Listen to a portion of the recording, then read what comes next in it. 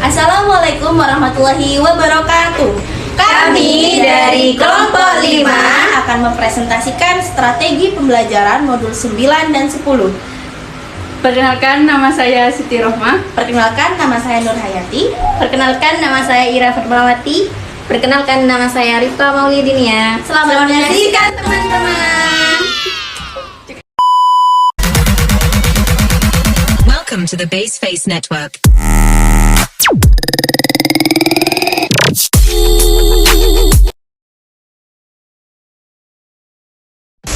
Assalamualaikum warahmatullahi wabarakatuh.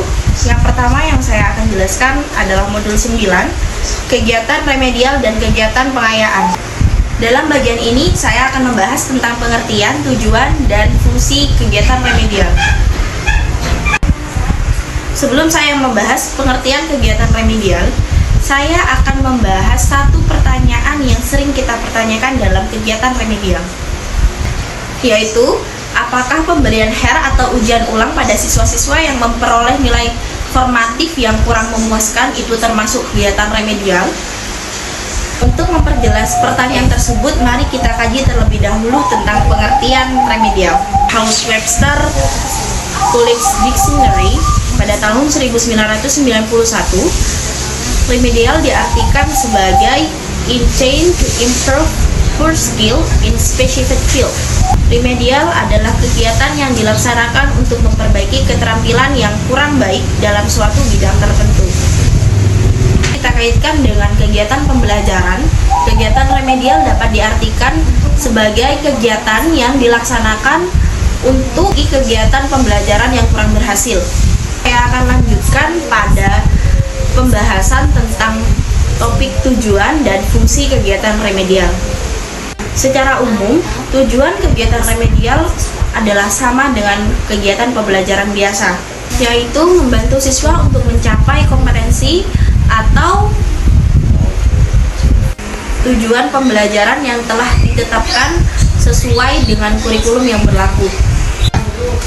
Namun secara khusus, tujuan kegiatan remedial yaitu untuk membantu siswa yang belum menguasai materi pembelajaran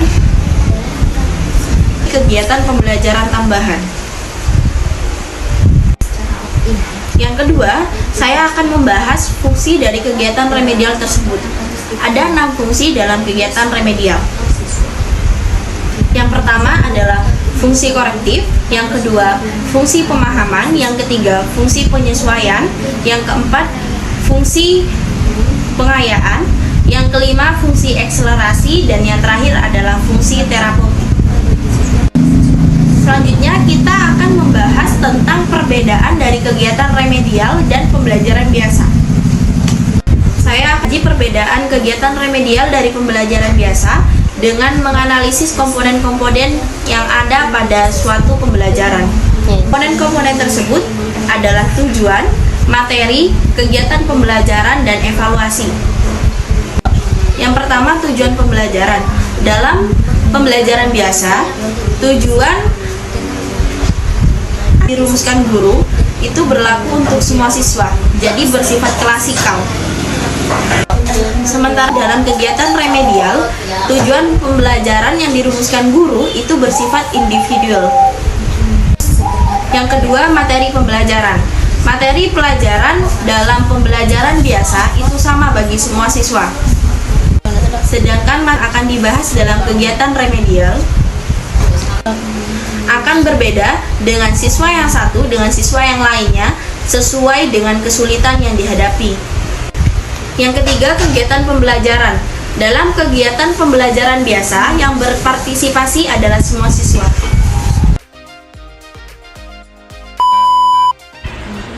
Saya akan melanjutkan materi kegiatan pengayaan yang terdapat dalam kegiatan belajar 2 di modul 9. Dalam bagian ini, kita akan membahas tentang pengertian, tujuan, dan kaitan kegiatan pengayaan dengan kegiatan utuh pembelajaran. Kegiatan pengayaan dapat dilaksanakan secara bersamaan dengan kegiatan pengayaan biasa atau di luar jam pelajaran. Berdasarkan pengertian di atas, dapat dilihat bahwa tujuan kegiatan pengayaan adalah memberikan kesempatan kepada siswa untuk memperdalam penguasaan materi pelajaran yang berkaitan dengan tugas belajar yang sedang dilaksanakan sehingga tercapai tingkat perkembangan yang optimal. Selanjutnya, jenis-jenis kegiatan pengayaan. Terdapat beberapa jenis kegiatan pengayaan yaitu sebagai berikut. Yang pertama, tutor sebaya. Yang kedua, pengembangan latihan. Yang ketiga, pengembangan media dan sumber pembelajaran. Yang keempat, melakukan latihan. Dan yang kelima, memberikan permainan, masalah, atau kompetisi antar siswa. Faktor-faktor yang harus diperhatikan dalam melaksanakan kegiatan pengayaan. Dalam kegiatan belajar mengajar, upaya seorang guru dalam membantu siswa untuk mencapai tujuan yang secara optimal, terdapat beberapa faktor yang harus dipertimbangkan, yaitu 1. Faktor siswa. Dalam faktor ini, jenis kegiatan pengayaan yang akan dilaksanakan guru harus memperhatikan karakteristik siswanya, baik yang berkenaan dengan faktor minat maupun faktor psikologis lainnya. 2. Yaitu faktor manfaat edukatif. Maksud dari faktor ini yaitu harus memberikan manfaat bagi siswa melalui kegiatan pengayaan yang diharapkan pengetahuan atau keterampilan, bahkan nilai atau sikap yang dimiliki siswa akan semakin meningkat. 3. Faktor waktu.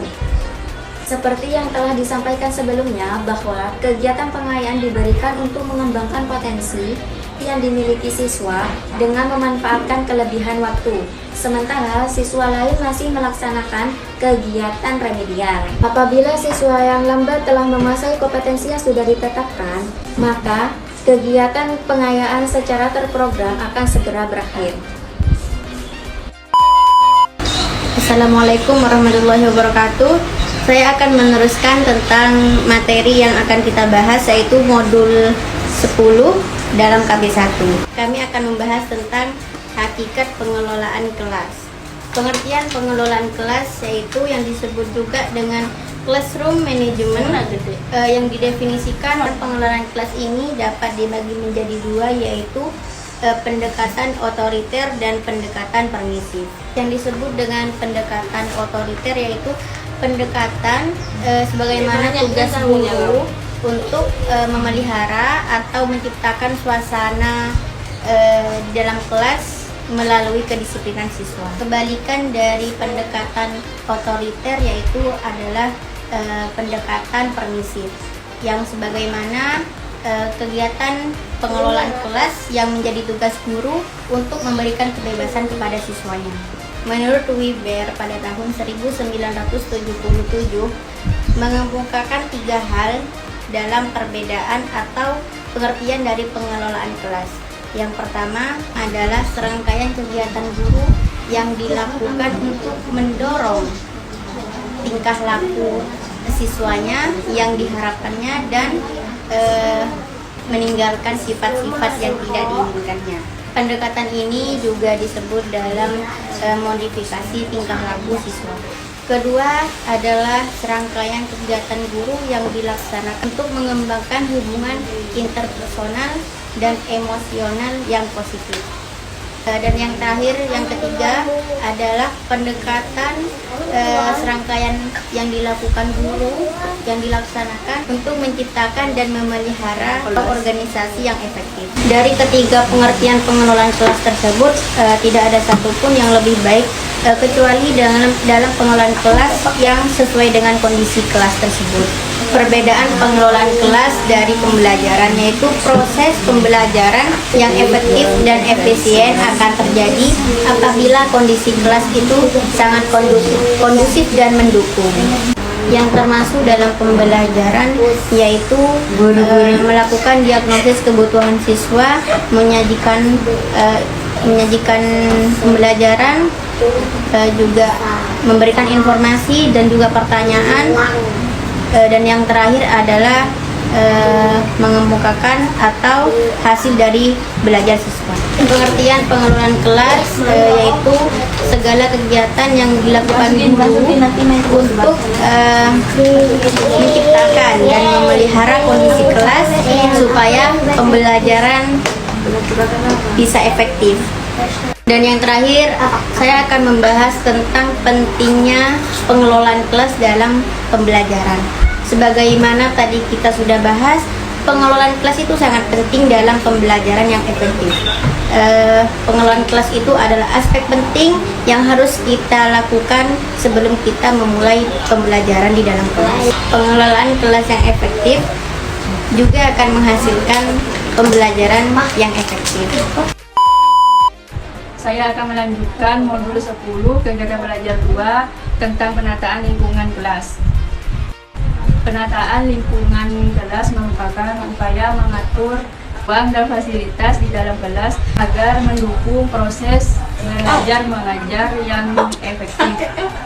Ini mencakup penetapan meja, kursi, papan tulis, dan alat pembelajaran lainnya, serta pengelolaan kebersihan dan kenyamanan untuk menciptakan suasana yang produktif bagi siswa dan gurunya. Dalam kegiatan pembelajaran ini, kita membahas topik-topik dan lingkungan psikososial kelas. Prinsip-prinsip penataan lingkungan fisik kelas. Menurut Lausel pada tahun 1992, kita menata lingkungan fisik kelas. Kita harus mempertimbangkan 5 hal berikut ini. Yang pertama, keluasan pandangan. Yang kedua, mudah dicapai. Yang ketiga, keluasan. Yang keempat, kenyamanan. Yang kelima, keindahan. Penataan tempat duduk, mengatur posisi meja dan kursi siswa untuk mendukung interaksi dan kolaborasi. Penataan lingkungan psikososial kelas. Guru dapat menciptakan sosio-emosional yang harmonis baik bagi guru dan siswa. Ada beberapa karakteristik yang harus dimiliki guru. Yang pertama, diskusi oleh siswanya. Memiliki persepsi konseptif dan realistik tentang dirinya dan siswanya. Akrab dengan siswa dalam batas guru dan siswa. Yang keempat, bersikap positif dan merespon pertanyaan siswa. Yang kelima, sabar, teguh, dan tegas. Hubungan sosial antara siswa. Interaksi dan komunikasi di antara siswa, baik dalam bentuk kerjasama, persahabatan, maupun dukungan sosial, dan membantu membangun ikatan dan rasa kebersamaan di lingkungan sekolah. Agar kegiatan kelompok berhasil dengan baik, guru harus memperhatikan hal-hal berikut. Yang pertama, perilaku yang diharapkan. Yang kedua, kepemimpinan. Yang ketiga, pola persahabatan siswa. Yang keempat, norma atau aturan. Yang kelima, kemampuan berkomunikasi. Yang keenam, kebersamaan. Nah, bagaimana teman-teman? Sudah paham belum dengan presentasi yang kami sampaikan? Jika ada pertanyaan dari kalian, silakan ajukan pertanyaan kalian. Terima Sekian kasih. dari kami. Wassalamualaikum warahmatullahi wabarakatuh.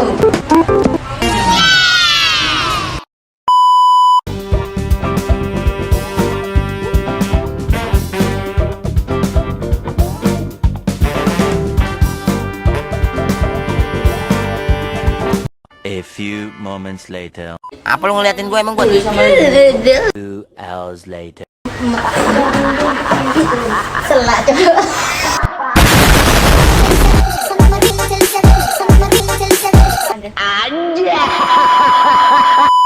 Aturan. Yang kelima, Few inches later. Ngapain kok, Mam? Belum.